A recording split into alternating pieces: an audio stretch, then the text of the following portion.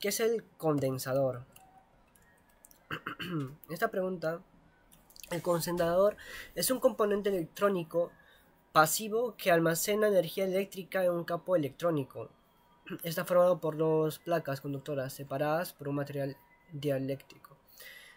¿Cuáles son sus usos y sus funciones? Aquí almacena temporal la carga eléctrica. Otro puede ser el filtrado de señales, acoplamiento y desacoplamiento, eliminación de ruidos eléctricos, temporización en circuitos.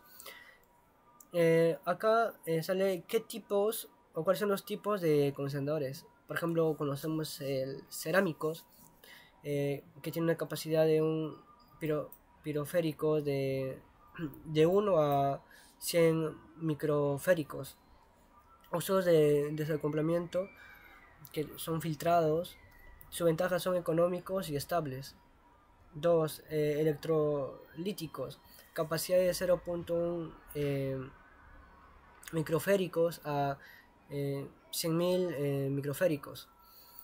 Sus usos son filtro de fuentes de alimentación. Características son las polarizaciones, mayor capacidad. eh, Otro podría ser película de plástico, que tiene una capacidad de piroféricos de 100 a 10 microféricos. Usos, aplicaciones de presión, ventajas estables, baja pérdida. Tantalío. Tiene una capacidad de 0.1 microféricos a 1000 microféricos. Usos, equipos portátiles, ventajas, compactos y estables. Vamos a las diferencias de PNP y el NPN. El NPN está formado por dos cajas de material tipo N negativo, separadas por una capa de material tipo P positivos. La estructura es NPN o PNP. Está formado por dos capas de material tipo P positivo separadas por una capa de material de tipo N negativo. La estructura es PNP. ¿Cuáles son los flujos de corriente? Aquí el PNP, la corriente fluye desde el colector hacia el emisor cuando se aplica una pequeña corriente a la base. El flujo de electrones va del emisor N hacia el colector N a través de la base P.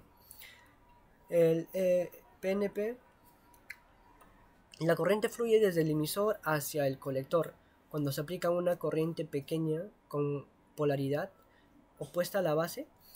El flujo de electrones es la dirección contraria desde la base N hacia el emisor P. Una de las características puede ser la 3, que sería la polarización de la base. El NPN, la base debe ser positiva respecto al emisor para que el transistor se encienda. Es decir, que la base tiene que estar en una potencia o un potencial más bajo que el emisor. Tensión 4 sería la tensión de funcionamiento. El NPN se requiere que el voltaje en el colector sea más alto que el emisor. Para que el transistor funcione, se utiliza un voltaje positivo en la base. El PNP se requiere que el voltaje en el emisor sea más alto que el colector. Para que el transistor funcione, sea utilizable un voltaje negativo en la base. Uso común. El NPN es más común en circuitos porque los electrones son los portadores de cargas principales en su unidad. En su unidad es mayor que los del hueco. Se utiliza para aplicaciones de conmutación y amplificación. El PNP se usa cuando se necesitan señales de polaridad opuesta o en circuitos específicos, pero cuando no es tan común como el NPN. 6. Símbolos del circuito. El NPN, el símbolo tiene una flecha en el emisor que apunta hacia afuera, indicando el flujo de la corriente en la base de emisor. El PNP, su símbolo tiene una flecha en el emisor que apunta hacia adentro, indicando el flujo de la corriente del emisor a la cable. Comparación rápida. Características NPNP, estructura en corriente del emisor al recolector, polarización base positiva respecto al emisor, negativa la respecto al emisor, para que se puedan diferenciar. 7.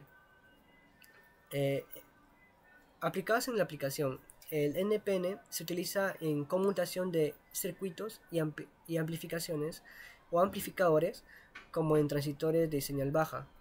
PNP se utiliza cuando es necesario invertir las polaridades en ciertas aplicaciones, como en algunos tipos de circuitos de control.